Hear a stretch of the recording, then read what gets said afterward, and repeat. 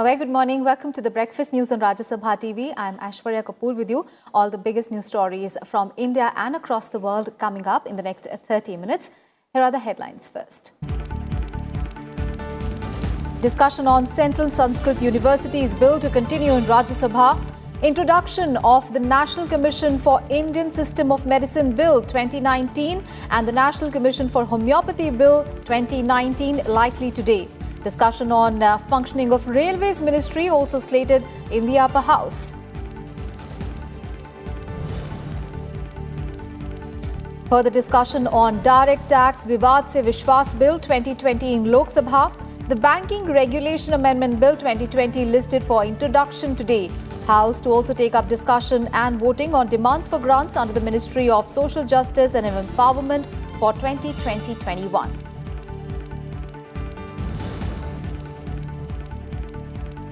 Prime Minister Narendra Modi considering giving up his social media accounts in Facebook, Twitter, Instagram and YouTube on Sunday. Hashtag No Sir trends on Twitter.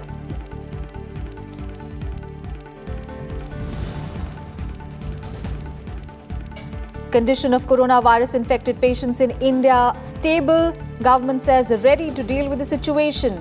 With about 90,000 global cases, WHO says world in uncharted territory.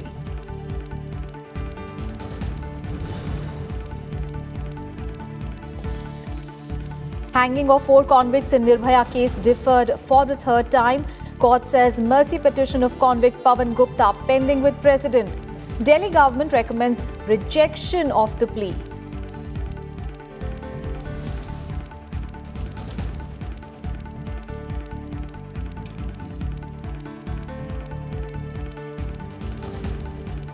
First up, let's take a look at the legislative business in both houses of parliament today. The upper house will take up the National Commission for Indian System of Medicine Bill 2019 for consideration and passing. Now, this bill aims to provide for a medical education system that improves access to quality and affordable medical education and also promotes equitable and universal health care that makes medical services accessible to all citizens.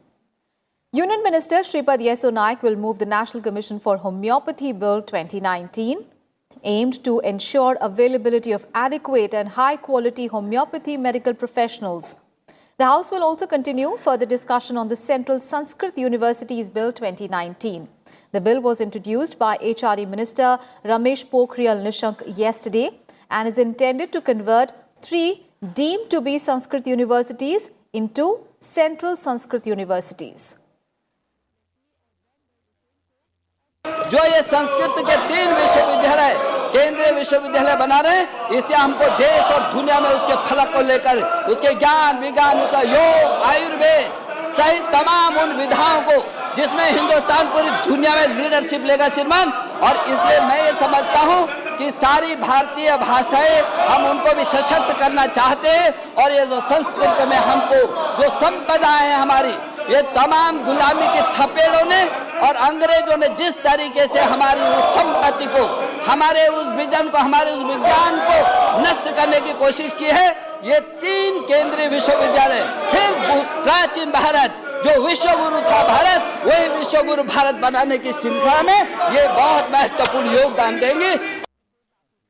And Lok Sabha too is slated to take up a number of bills today. Let's take a look at them. The Direct Tax Vivad Se Vishwas Bill 2020 is listed for further discussion in the Lok Sabha. Also listed for consideration and passing is the Aircraft Amendment Bill 2020 to amend the Aircraft Act 1934. This bill will be moved by Union Minister Hardeep Singh Puri.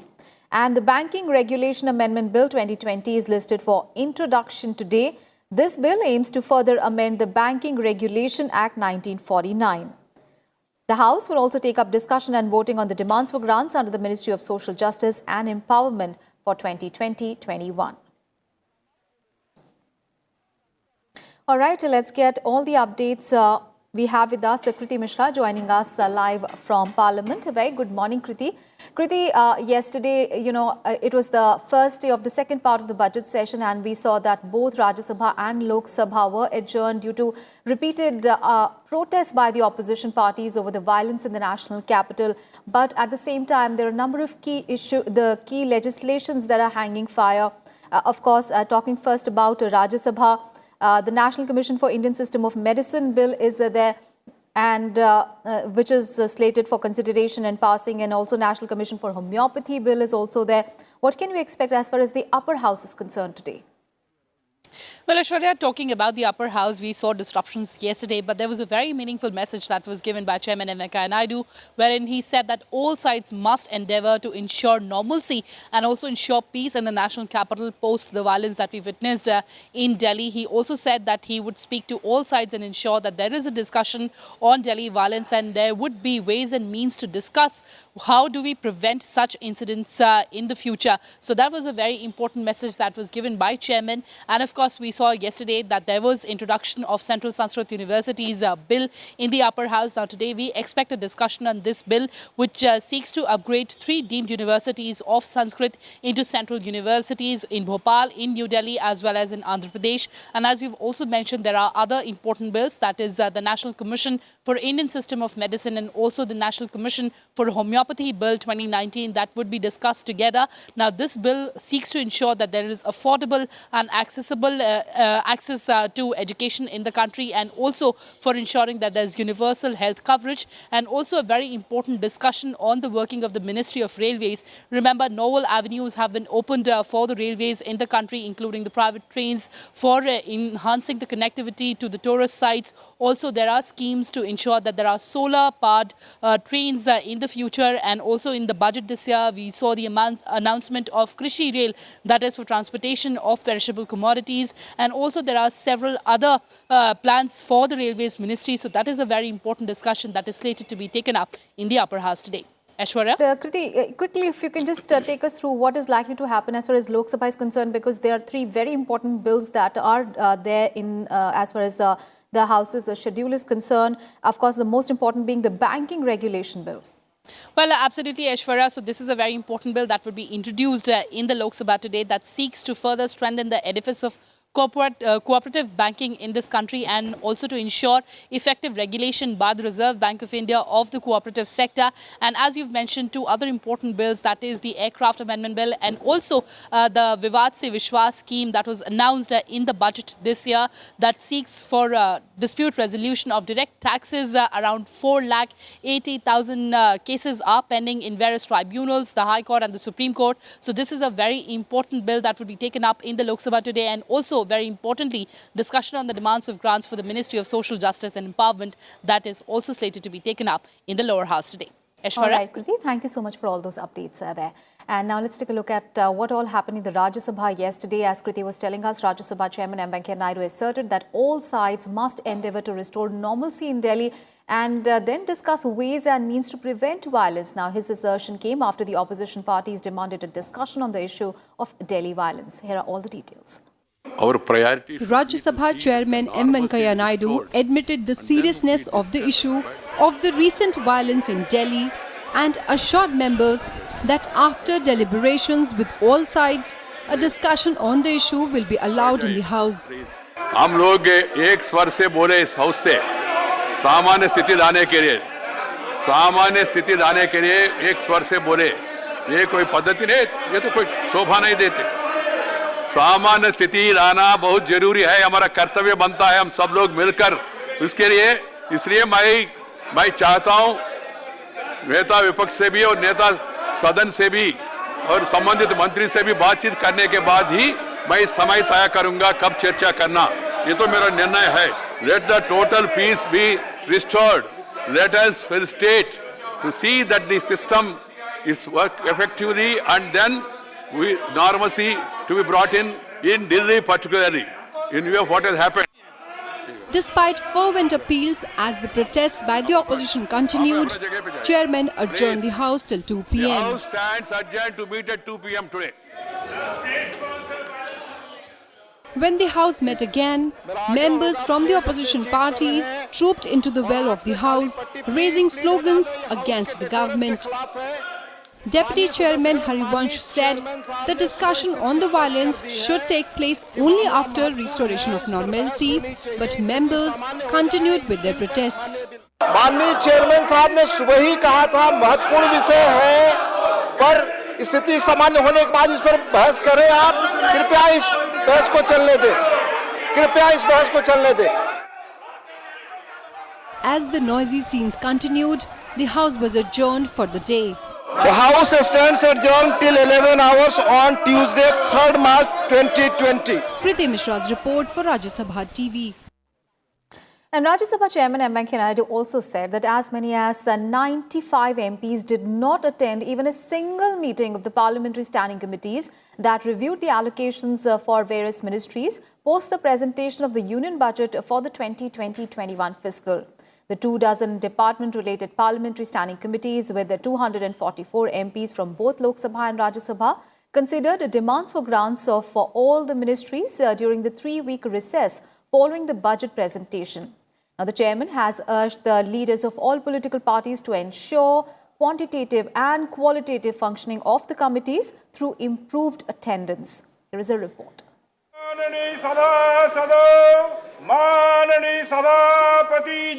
As the second half of the budget session of Parliament commenced on Monday, Chairman M. Venkaiah Naidu gave a brief account of the functioning of committees of Rajya Sabha during recess. Of the 24 department-related standing committees, 8 are with Rajya Sabha and 16 with Lok Sabha. In respect to the demands for grants for 2020-21, the 8 committees of Rajya Sabha have held 20 meetings and discussed the demands of 18 ministries over a total duration of 63 hours. In respect of demands for grants 2020-21, the 8 committees of Rajya Sabha have held 20 meetings and discussed the demands of 18 ministries over a total duration of 63 hours.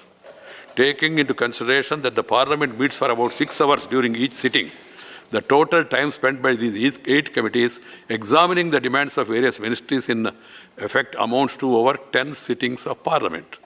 Proportionately, the work done by the 16 committees of Lok Sabha amounts to another 20 sittings of the Parliament. In all, the work put in by the total 24 DRSCs in examining the demands for grants of all the ministries equal to 30 days of functioning of the Parliament, which is quite significant. That alone takes the total of sittings of Parliament during a year to over 100 days. The attendance of members of Rajya Sabha at 52.57% continues to be higher than that of Lok Sabha at 46.37%. The chairman said that 4 of these 8 committees have reported attendance of more than 50%. The highest attendance of 65.51% has been in the meetings of the Committee on Health and Family Welfare. I am happy to inform that the attendance of the members, of Rajya Sabha at 52.57% continue to be higher than that of the Lok Sabha at 46.37%. While the overall attendance of members of the BJP and the Congress account for a total of 142 members has been much higher than 50%. The attendance of the members from other parties amounting for 102 members has been only around 40%. On the whole, the members seems to have taken more interest in issues concerning health, human resource development, home affairs, and tourism and transport, while somewhat lesser interest in commerce, industry, and science and technology. A total of 87 members, accounting to 36% of the total 244 members, have reported full attendance in the meetings on demands for grants. As a token of appreciation, the chairman also offered to the 6 members for continuing with full attendance during the committee meetings. I would like to refer to those 6 members as a token of appreciation for continuing with full attendance. These are Sri Rakesh Sinha, Dr. L. Hanumantaya, Sri Ravi Prakash Verma, Sri Akhilesh Prasad Singh, Sri P. Wilson, and Sri Sasmit Patra.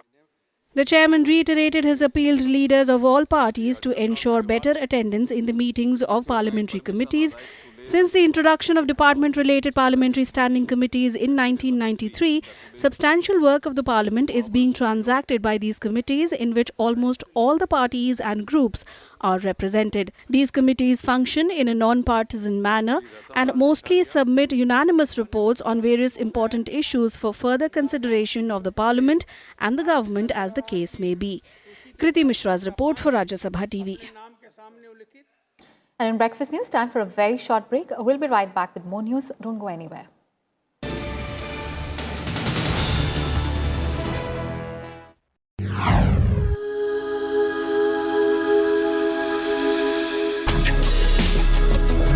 Tales that inspire. Stories of social change. A salute to diversity. Promoting public discourse. Events that motivate. Inspiring the innovative spirit. Watch Rajya Sabha television documentaries.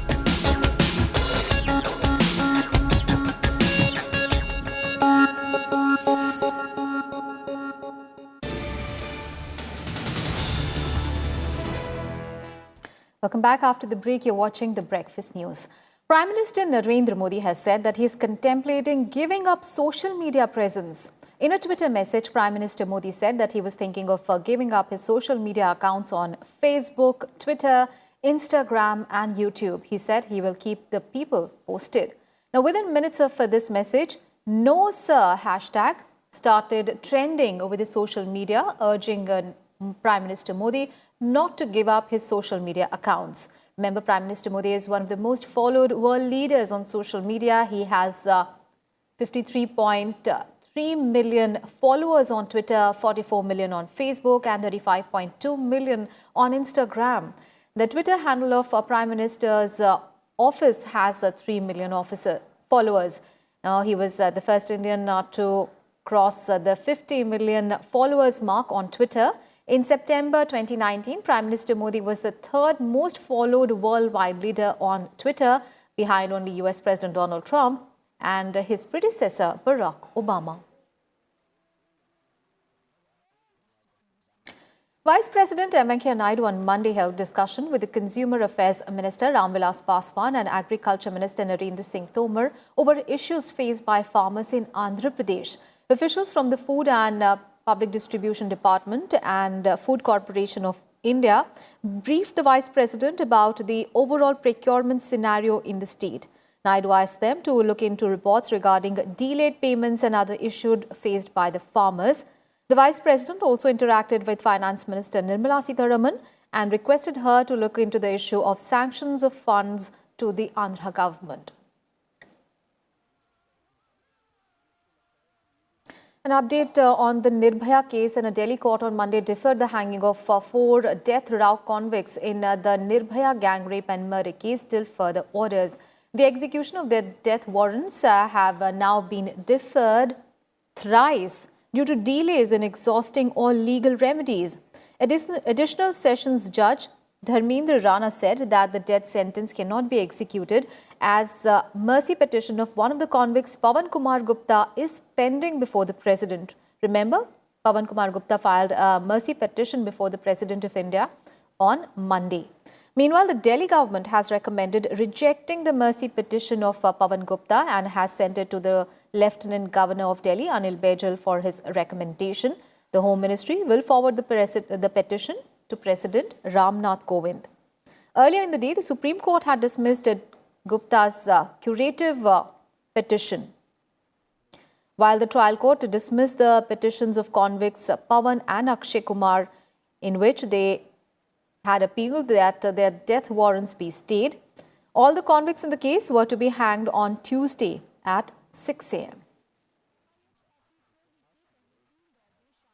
Now, an update on the coronavirus situation. And in India, 6 people have tested positive for coronavirus. Now, one of the new cases was detected in the national capital, Delhi, with the patient having a history of a travel to Italy. And the second case has been detected in Telangana. This patient had been to Dubai in the UAE. Also, an Italian national tested positive for coronavirus in Rajasthan. The patient had initially tested negative for the virus, but the second test came out to be positive. Meanwhile, the government is monitoring the situation at the highest level. Health Minister Dr. Harshvardhan also told a media briefing in New Delhi that the authorities are screening travellers arriving from 12 countries, and more than 1 million people had been screened on the border with Nepal as well. Meanwhile, Indian shares sank sharply on the news of coronavirus cases in India, ending lower for the 7th straight session.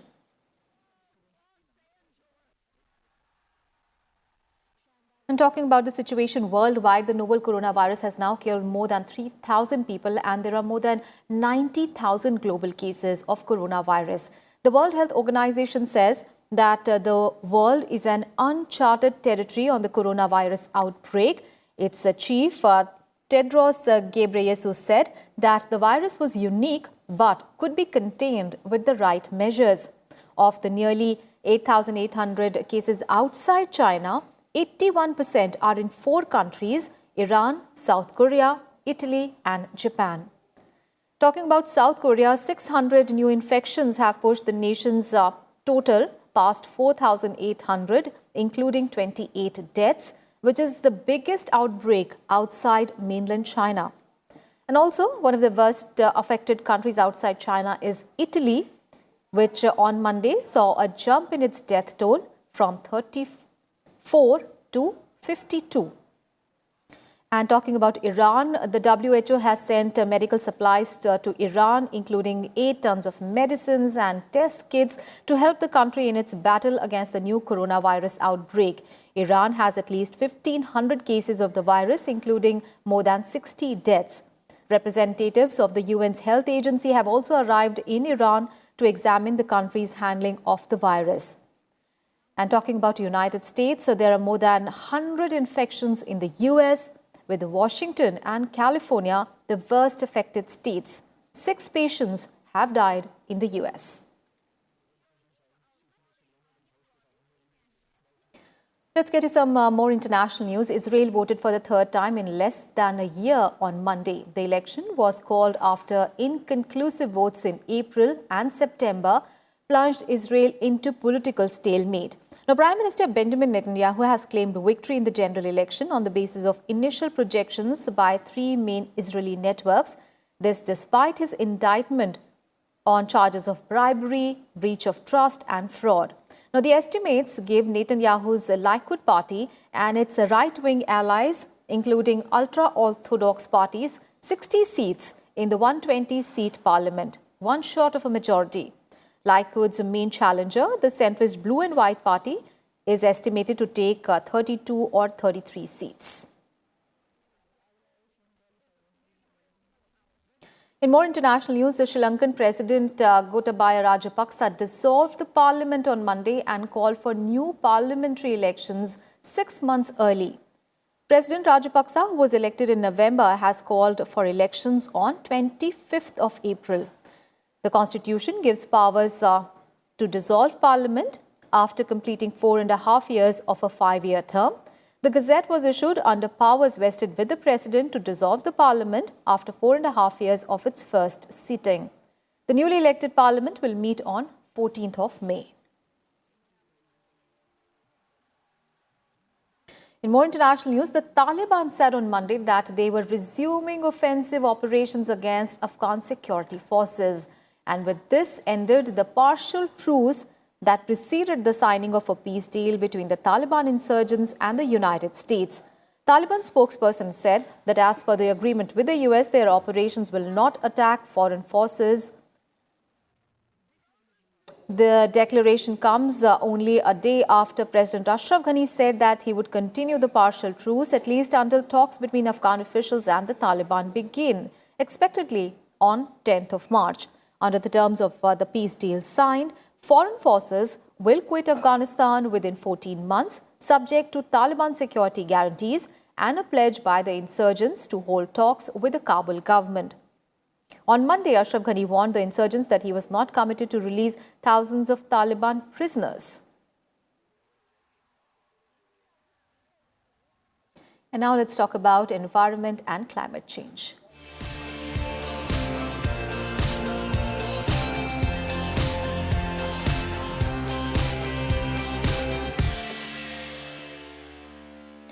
Australia witnesses summer twice as long as its winters amid increasing temperatures driven by climate change.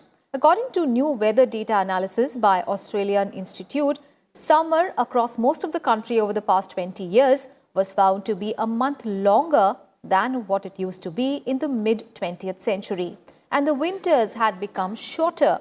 Between 2014 and 2018, summers were found to be about 50% longer. The country experienced a devastating bushfire season which killed 33 people and over 1 billion animals.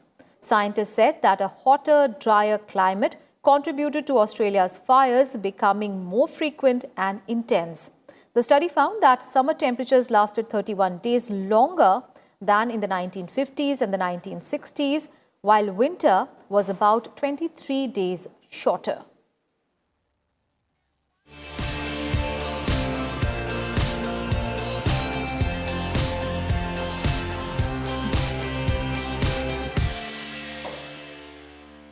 And with that, we wrap up this edition of Breakfast News. Thanks so much for watching. Have a great day ahead.